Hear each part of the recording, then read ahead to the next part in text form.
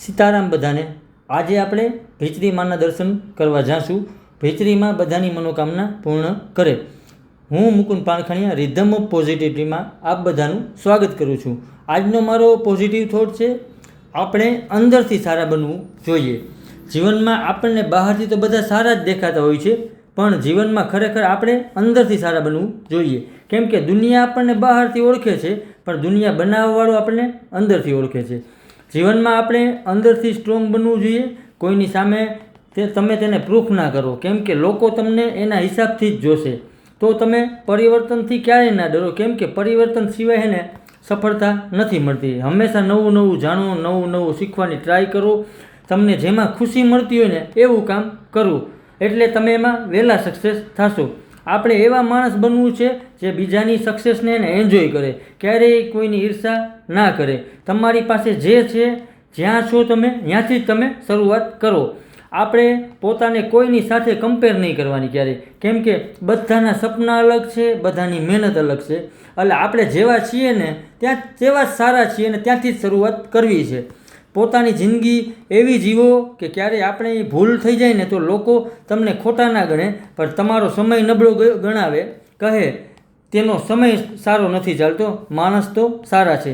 સારા દેખાવા માટે નહીં, સારા બનવા માટે જીવો, તો જીવન આપોઆપ સારું બની જશે। મહેનત કરતા રહો, કોશિશ કરો એક સારા માણસ બનવાની, કેમ કે અચીવમેન્ટ થોડા ટાઈમ માટે રહે છે, પણ તમે કેવા માણસ છો ને તે લાઈફ ટાઈમ સાથે રહે છે। દુનિયા આપણા પહેરવેશથી આપણને ઓળખે છે, પણ ભગવાન આપણને અંદરથી ઓળખે છે।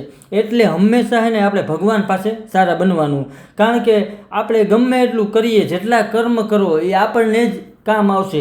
જેટલા સારા કર્મ કરો, જેટલાનું સારું કરો ને એટલો ફાયદો આપણને જ થવાનો છે। આપણે ભગવાને જન્મ આપ્યો છે તો એટલા સારા કાર્ય કરીને જવાનું કે આપણે ગયા પછી લોકો આપણને સારી રીતે યાદ કરવા જોઈએ। અને લાસ્ટમાં મિત્રો હું એટલું કહીશ, જીવનમાં મોટા માણસ બનવું એ બહુ સારી વાત છે, પણ સારા માણસ બનવું ને એ બહુ મોટી વાત છે। હંમેશા ખુશ રહ્યો, ખુશ રાખો, એકબીજાને મદદ કરતા રહ્યો અને એકબીજાને હિંમત આપતા રહ્યો। થેન્ક યુ મિત્રો, મને જોવા અને સાંભળવા બદલ। નેક્સ્ટ વિડીયોમાં હું બીજો સારો પોઝિટિવ થોટ લઈને આવું છું। મારા ઇન્સ્ટા અને એફબીના પેજને ફોલો અને શેર કરજો। મારી યુટ્યુબ ચેનલને લાઇક, શેર અને સબસ્ક્રાઈબ કરજો, જેથી કરીને આપણે વધુમાં વધુ લોકો સુધી પોઝિટિવિટી સ્પ્રેડ કરી શકીએ। અને લાઈફમાં આપણે હંમેશા એને અંદરથી સારા બનવું જોઈએ, કેમ કે ઉપરવાળો આપણને અંદરથી ઓળખે છે અને દુનિયા બહારથી। તો હંમેશા આપણે પોતાની જાતને અંદરથી એને સારા બનવાનું, બને એટલું અંદરથી આપણે પોઝિટિવ રહેવાનું, તો જ આપણે પોઝિટિવિટી બીજાને આપી શકીએ। આપણે ખુશ રહેવાનું અને બીજાને ખુશ રાખવાના। એટલે હંમેશા જીવનમાં યાદ રાખવાનું, જે કંઈ પણ થાય ને આપણે અંદરથી સારા બનવું છે।